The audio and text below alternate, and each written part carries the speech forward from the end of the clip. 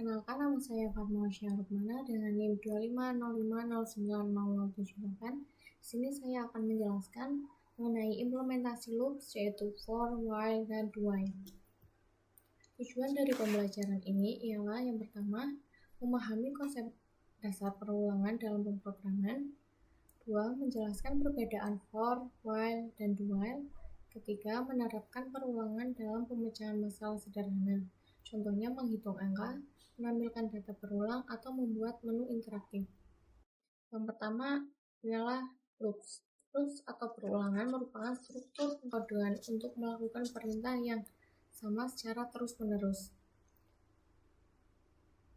Terus ada jenis perulangan yaitu counted loop, yaitu perulangan yang jelas dan sudah tentu banyak perulangannya. Yang kedua, uncounted loop, perulangan yang jelas, perulangan yang tidak jelas beberapa kali ia harus mengulang. Beberapa istilah yang sering ada pada perulangan yang pertama ialah start atau kondisi. Pada saat awal perulangan, biasanya kondisi awal ini berisi perintah untuk memberikan nilai pada variabel counter. Variabel counter merupakan sebuah variabel yang menentukan beberapa banyak perulangan yang dilakukan. Yang kedua ialah condition, adalah kondisi yang harus dipenuhi agar perulangan berjalan. Selama kondisi ini terpenuhi, maka compiler bahasa C++ akan terus melakukan perulangan. Yang ketiga ialah increment, atau increment adalah bagian yang sering dipakai untuk memproses variabel counter agar bisa memenuhi kondisi akhir perulangan. Bagian ini akan selalu dieksekusi di setiap perulangannya. Selanjutnya ialah ada for. For ialah struktur perulangan yang digunakan untuk menjalankan suatu blok kode berulang kali dengan jumlah perulangan yang sudah diketahui dan ditentukan sebelumnya. Beberapa hal yang harus diperhatikan saat membuat loop dengan for. Yang pertama ialah kondisi awal perulangan, yang kedua kondisi pada saat perulangan, dan yang ketiga kondisi yang harus dipenuhi agar perulangan berhenti.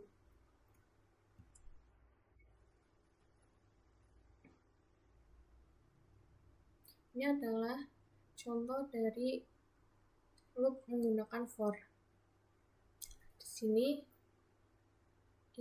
integer i sama dengan 0 ialah angka dimulai dari 0 dan i kurang dari 5 ialah angka yang kurang dari 5. Dan i++ adalah di setiap nilai akan bertambah 1 setiap putarannya. Jika di run akan menghasilkan input 0 sampai 4. Pada kondisi ini, jika benar perintah dalam kurung kurawal akan dijalankan. Dan jika benar, maka loop akan diulang, dan jika false, loop akan berakhir.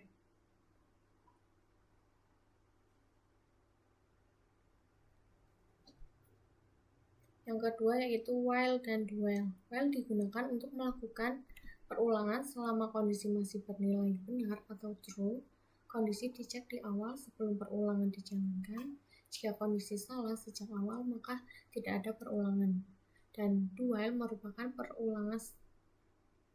struktur perulangan yang akan menjalankan perintah terlebih dahulu, kemudian mengecek kondisi perulangan selalu dijalankan minimal sekali.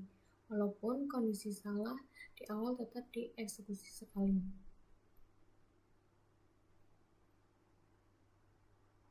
Ini untuk contoh yang menggunakan while.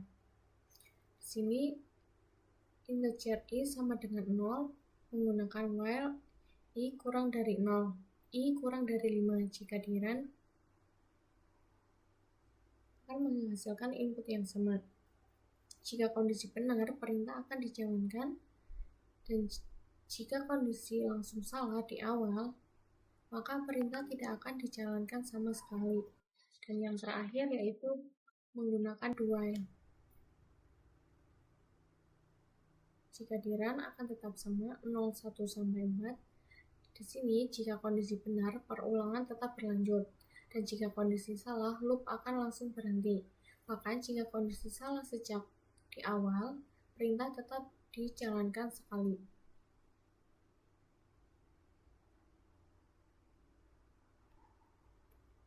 Jadi, kesimpulan dalam pemrograman ini ialah loops adalah struktur yang digunakan untuk mengulangi perintah secara otomatis tanpa harus menulis kode yang sama berulang-ulang.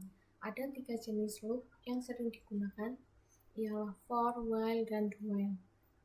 For digunakan jika jumlah perulangannya sudah diketahui, while digunakan jika perulangan bergantung pada kondisi tertentu, kondisi dicek sebelum menjalankan perulangan, dan bisa saja tidak berjalan sama sekali jika kondisi awal salah. Dan yang terakhir yaitu do while. Do while hampir sama dengan while tetapi menjalankan perintah dahulu baru mengecek kondisi. Terus, perulangan pasti akan berjalan minimal 1 kali. Terima kasih, mungkin itu yang dapat saya sampaikan dalam menjelaskan materi ini.